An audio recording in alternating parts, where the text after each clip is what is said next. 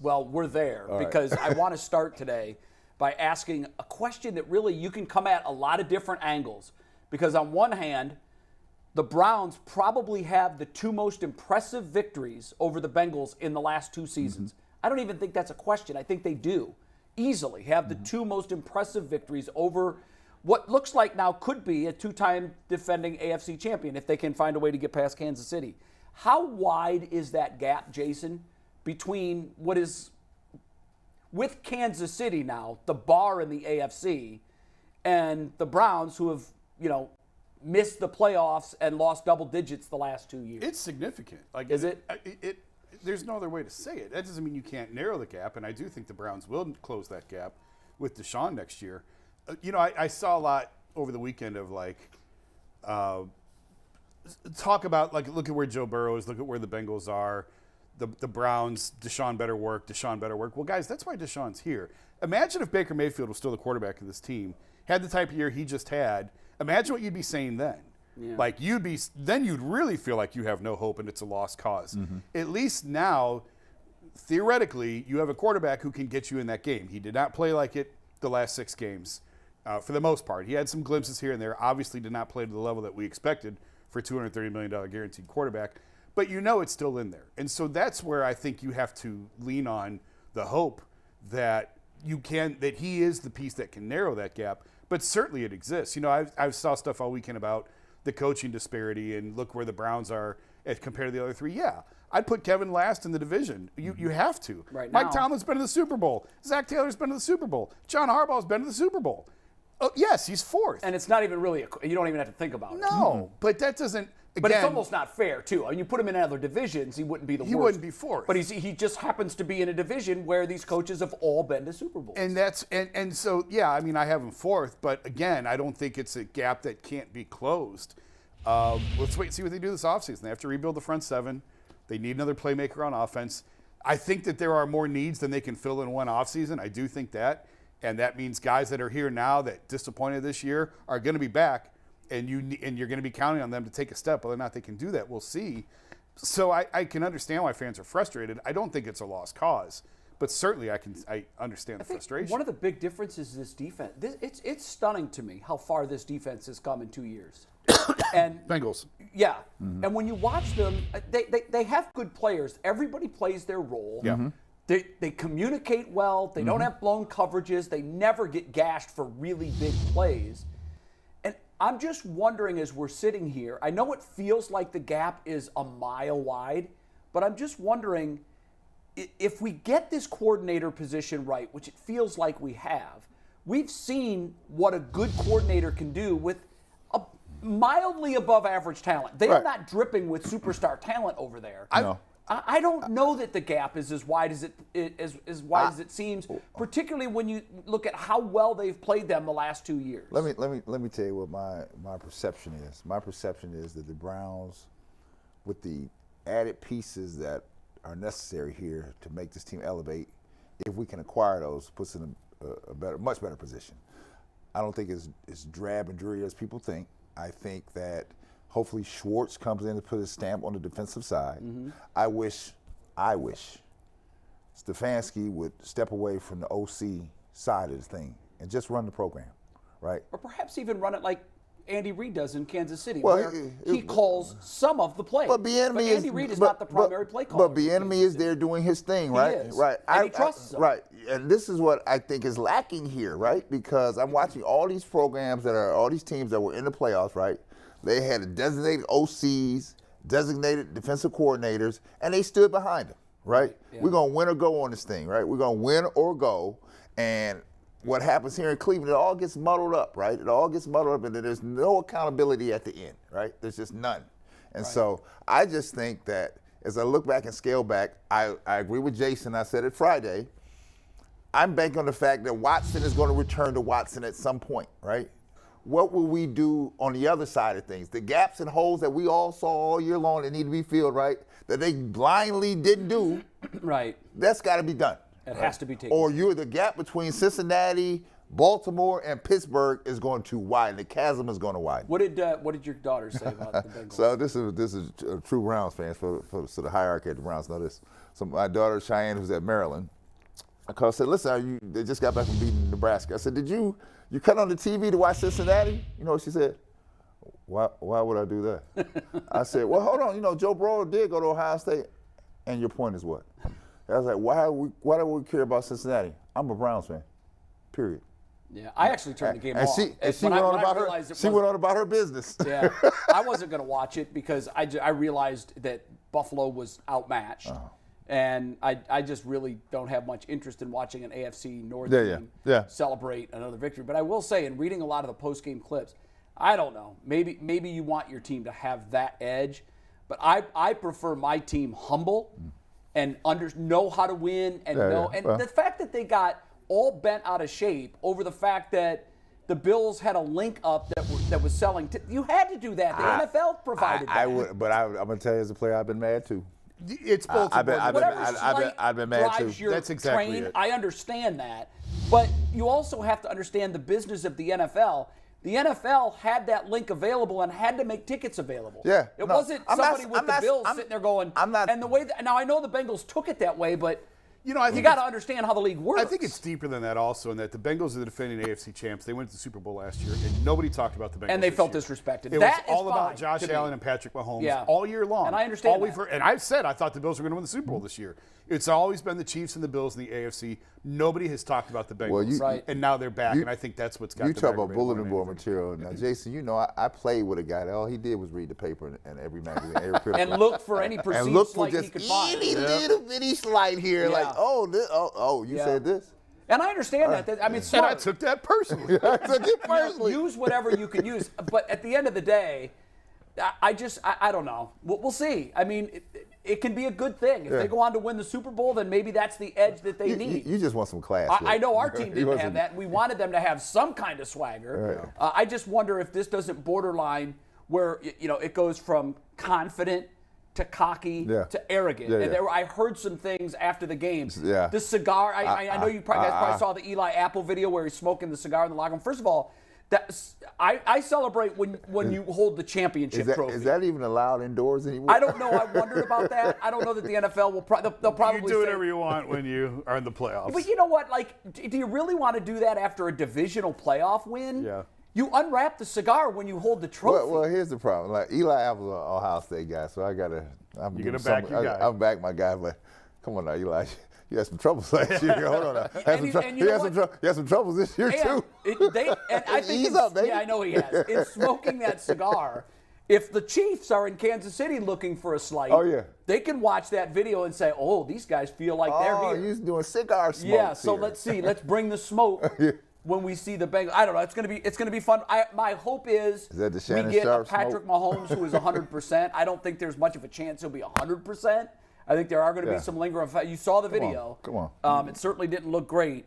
How much pressure, though, Jay, is on this current group of Browns management watching the team that used to share the cellar spot in the division with Cleveland?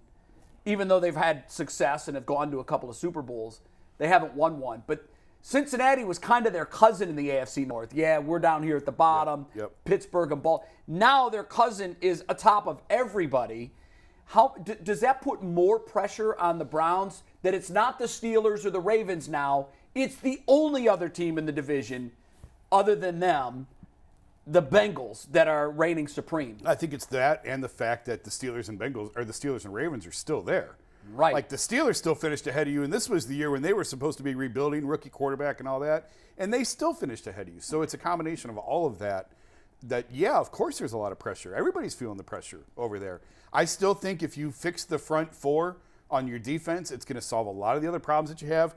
I put a scatter chart in our group chat a couple weeks ago that I did after the season on EPA, defensively pass and rush. The Browns' defensive pass EPA, what they're giving up passing-wise, basically it's an advanced stat metric type thing. They're on par. I got it right here. They're on par with Dallas, Buffalo, and Cincinnati defensively in the pass defense. Even with all the busts that they had early on, even with everyone screaming about Joe Woods, the pass rush wasn't the pass defense really wasn't the issue this year. It was the run defense. Right. And we talked about it midway through the year. They were historically bad. It was the worst in 25 years of this metric. It was the worst. You couldn't find one worse. That got fixed over the second half of the season. They actually didn't even finish last, which is surprising considering the ground that they made up. So that's why I think you have hope that they can get this right. Jim Schwartz is here to get the most out of Myles Garrett. I firmly believe that. Okay. I think it was Flores and Schwartz were sort of the finalists for that. And I think they looked at Schwartz's system and said, this fits Myles best. We can get more out of Myles than what we've gotten. And that's why Jim's Let here. me ask you a question to that point. Again, it comes down to this. You just made reference to it. So teams that have needs, they make moves. You just talked about Dallas making moves, right? When they don't study long. It doesn't take them long to study. This thing on the front four, the defensive gap that was up front in the middle of the line, was sitting there for months, right? Well, we knew it in training camp. Right, and we did nothing, basically, nothing. So it's really tough to address that once the season starts. I saw Dallas when the guys were shaking kicks. They were like, "Let me find me a kicker." Well, it's a little different though. With No, but kickers. I'm saying, I mean, it's tough. Will you make a move necessary to get better? Well, the time to do that is clearly the offseason. Yeah. That's when you can do that. And the spotlight is glaring on them. The Bengals are sitting in a potentially dynastic spot right now. In fact, if they win Sunday, you could start, you can say that the foundation is there for a dynasty in Cincinnati. Now, the big question moving forward with the Bengals, and particularly with this organization, this is a big question. They're going to have some real dollars and cents questions facing them moving forward. Most people when it do. comes to who they keep and who they let walk. And they don't have Haslam money. The No, Brown they don't. family does not have Haslam money. Right. And we've seen that historically through the Bengals' existence. The Brown family has been notoriously cheap. Now, I don't think there's a decision to be made at all on their quarterback. I mean, you just cannot let a player of his generational talent get away. Right. So you have to sign him. Chase is going to command top dollar. Yes, he is. So if you tie up what it's going to take at market value to keep those two, you're in real trouble when it comes to the salary cap. And we've seen in the past when teams have that quarterback on the rookie contract, it allows them flexibility with more money to spread across the table. For that a period pool of time. shrinks up in a hurry and dramatically once you get those players on second contracts. So what they are moving forward, it's really everybody looks at Cincinnati right now and says they're young, they're explosive, they're going to be a dynasty for the next 10 years. I think that's a big stretch because you just don't know how much of this talent they can keep. I don't think you can. In today's professional sports, it's hard to string dynasties together for a decade. It's just not set up that way. But the thing is, they have done the necessary things to make themselves better. I bring us back to Cleveland. Will we do the necessary things to make ourselves better? Because you talk about comings and goings. Well, who's going with us? Because there's a few of us that won't be making a return trip here in July, right? You got Kareem Hunt sitting out here. You got a bunch of other players sitting out here. You're going to make a decision on them because they're eating up salary cap money here, right? Yeah. We got to start getting ready to prepare ourselves to make moves here. And the moves are not made in June. They're not. As soon as the season is over and everybody's saying, I'm available. We'll talk about this in depth throughout the week, but thumbnail reaction to the favorites in the AFC and NFC. Right now, after watching what we saw yesterday, I'll give you a chance to change your Super Bowl picks for a minute. Who do you like now? Philly and Cincy. I said Philly and Cincy from the beginning. Did you really? Yeah, I did. Yes, I did. I like Philly from the beginning in the NFC. The Hurts injury I was a little concerned about. He looked great Saturday, what little I saw. I was at Guards Fest, and then I went to the Cavs game Saturday, so I didn't see a ton of that game. But I don't know how you can – and I like where the Bengals are at. They're playing the best football of anyone in the AFC. Yeah. And it's going to be a tall task going into Kansas City. Yeah, it's tough. But I think, the equalizer might be Mahomes if he's not – by the way, hats off to Chad Henne. Oh, came in and did some superb work. He literally now has the longest playoff drive in Chiefs history. Jeez. He came in a spot. Really I tough mean, spot. 2-yard line, and from what's going on the sidelines that Mahomes is going to the locker room, and it's going to be a minute, and he probably won't be back. And I think their season hung in the balance in that moment. And just how Browns fans found out a couple of years ago, that backup quarterback, and I'm going to make a point coming out of this, and we'll see what you guys think and whether or not it's likely to happen. Oftentimes, the most important player on your roster is your backup quarterback, because we know the way the league is set up. You're going to need him at some point in time. We were talking about Bernie Kosar in '95.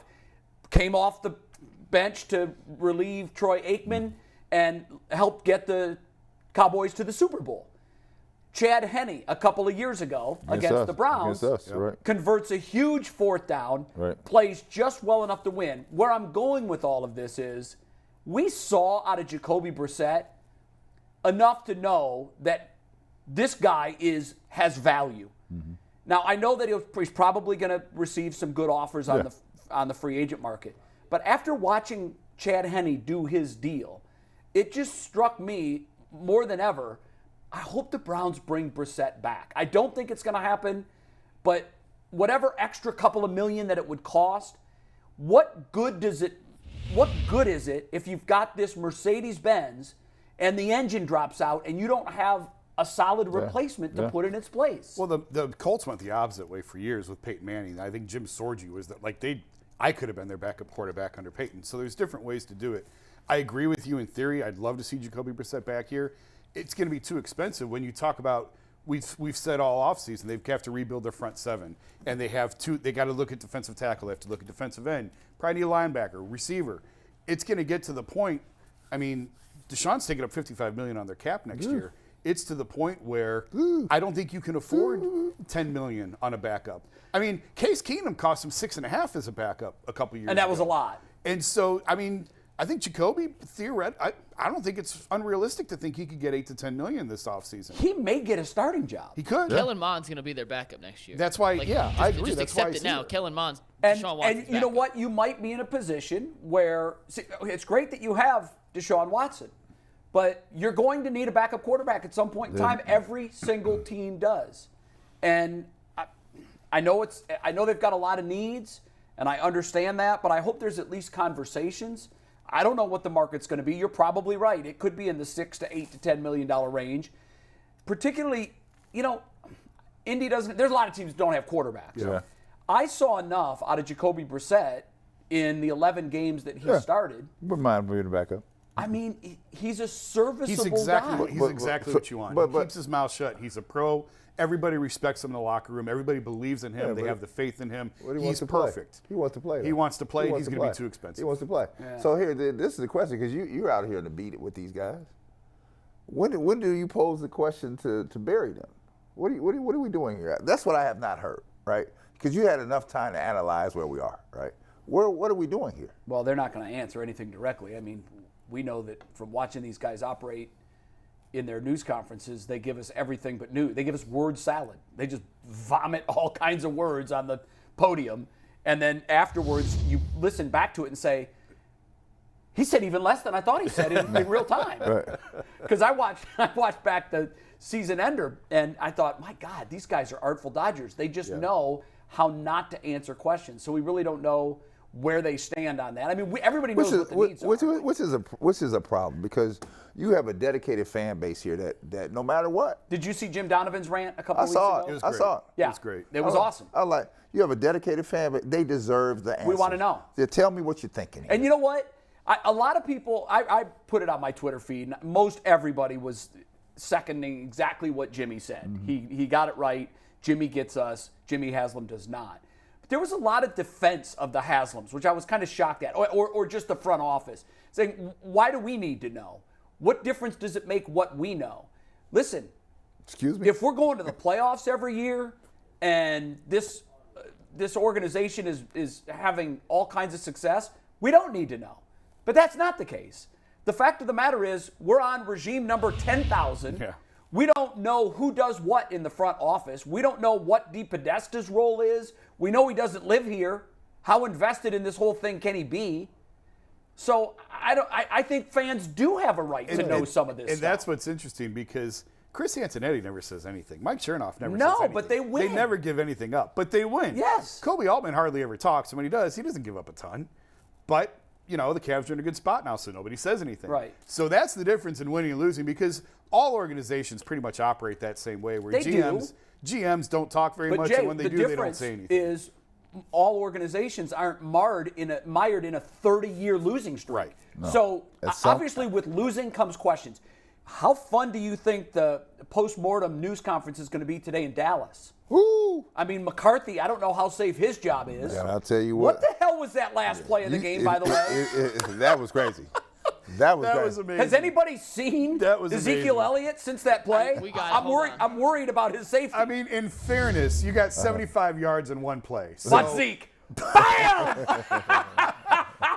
there is no good option. There is no good 75-yard play call in No. that instance. But And that clearly was the amazing. thought was, I get the thought. And you know what? When there was the timeout before the play and I saw what they were doing, my wife said, where are the big guys? And I go, that's just it. He wants 11 skill players on the field.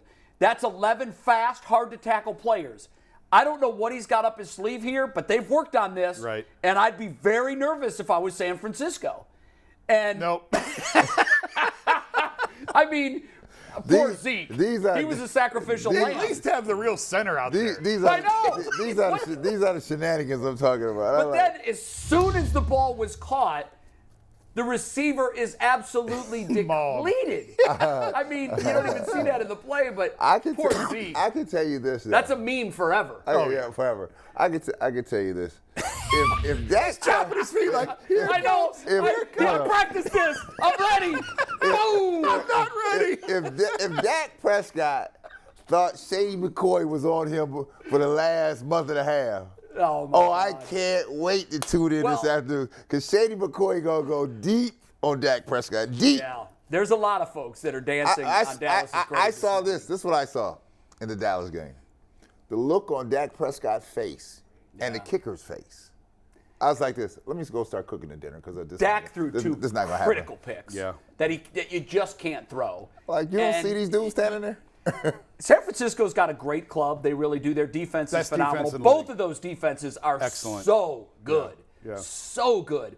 But I think, to me, the passing grade has to go. And I know his numbers weren't gaudy, but, again, Purdy does enough to win.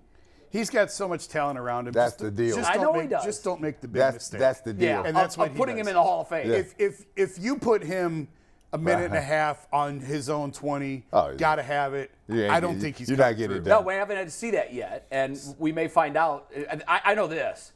We said this week that we're going to find out because this is the biggest defensive test he's faced. He passed. He passed the test. but he passed it with like a C. Right. You know, I mean, he was okay. Right. I thought the catch by Kittle. Yeah. First of all, it was That a should have been a ballsy pick. throw. It should have been a pick. You're right. It should have been a pick. Kittle saved his bacon. Yeah.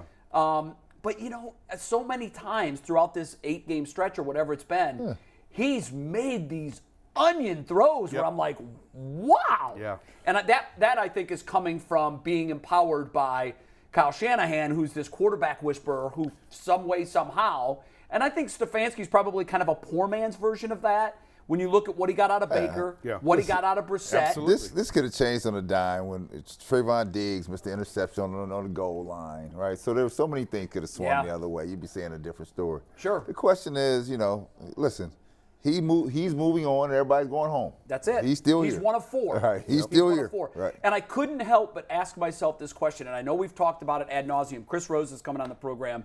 It'll be one of the questions we pose to him. It's on this whole confidence scale of 0 to 100, how confident you are that eventually, Deshaun Watson is going to be that guy again. And we posted on Twitter our discussion of this topic last week. We posted it on yesterday. And one of the responses was very interesting that I happened to see. What was that? It said, oh, you mean return to that guy that had all that playoff success in Houston, that guy? When is he going to return to be that guy? And it kind of hit me because we know that he didn't have that. And everybody said, well, he didn't have any talent. He didn't have any talent It was a there. bad team. But he did have talent around him. He had an all-world receiver with him. Oh, well, you need more than all world receiver. Well, apparently you do. Yeah. But my question is, in that MVP caliber year where his team only won 4 games, I think it's fair to ask the question, return to what he was in Houston, He won as many playoff games in Houston as Baker Mayfield. But you can't say that because the team he had in Houston is not like. Let's look at the teams we saw this weekend. Multifaceted, multi-talented. It wasn't just one guy. Well, that's how you win. Right, but he didn't have that in Houston. Well, he had a great receiver. That's one. What That's do you just want? one. I mean, what do you want? That's just one player. I watched Cincinnati yesterday with a JV offensive line destroy the Buffalo Bills. There was one year where I thought Houston was the best team in the AFC, and I'd have to go back and look. And I remember talking to a couple of Browns players, like, no way. And I thought that they could make a run, and I think that's the year they won the first game and then lost. But I think you look and listen, that's indisputable. He won as many playoff games as Baker. Yes, fact. Can't dispute that. I look at the physical skills of the quarterback and say, this guy's better than that guy. I want that guy because he's better than Baker. Is the proof there historically? Is the data there to back it up? No, not right now.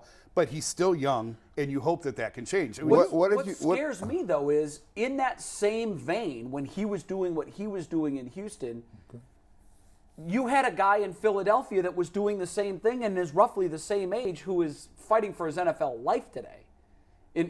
So I mean, we've seen the rise and fall of these quarterbacks over the last decade is real. Yeah, it is. And so now here's what a friend of mine texted me when we were watching Kansas City on Saturday. A friend of mine texted me and said, "My eyes tell me in watching Mahomes, that's the kind of guy you give a $230 million guaranteed contract to." Mahomes is going to play in his 5th consecutive AFC Championship game, and he's less paid than Deshaun Watson. So let me jump in on that. Right, great players have a psyche about them that separates them from the rest. I don't care what sport it is. Right? Do you remember when Mahomes? This had to be a year or two ago when Kansas City was struggling. Mahomes, they got put out the playoffs, and everybody talked about Mahomes. He had to go back. He didn't look the same. He didn't have that confident swagger that you see now, right? And when I see Watson, I don't see the guy I saw in Houston. I don't. Well, he's not here yet. Right. Yeah. I don't see him, right? But it's fair to question, is he coming? But I'll go down the line. I said, you didn't see that same swag out of Brady. You didn't see that same swag out of Carson Wentz. Aaron Rodgers. All of them. When they lose that edge, right, they become regular. They're regular people. And that's what Deshaun was this year. He was regular. He was regular. I would also argue, if you go back to Houston, Bill O'Brien was a terrible NFL head coach, and that's who was guiding the Texans. Now, I believe in Kevin Stefanski. I've made that clear. Yes, you have. And so I think he's better than Bill O'Brien as a head coach. And if you by the way, did you see O'Brien is likely headed back to New England as the offensive coordinator? That's a fine role for him. It's amazing. It's amazing to me. I think one day it's a 30 for 30. A deep dive into the Belichick coaching tree. Yeah. When you look at the coaches that have left New England to get good head coaching jobs. They've done nothing. And have flamed out time and time and time again, and oftentimes end up going back to New England. Charlie Weiss, Romeo Crennel, Josh McDaniels, Bill O'Brien. I mean, we're missing some, too. Oh, yeah. Oh, for sure. We're missing a couple. Eric Mangini. Mangini was another one. It's amazing to me.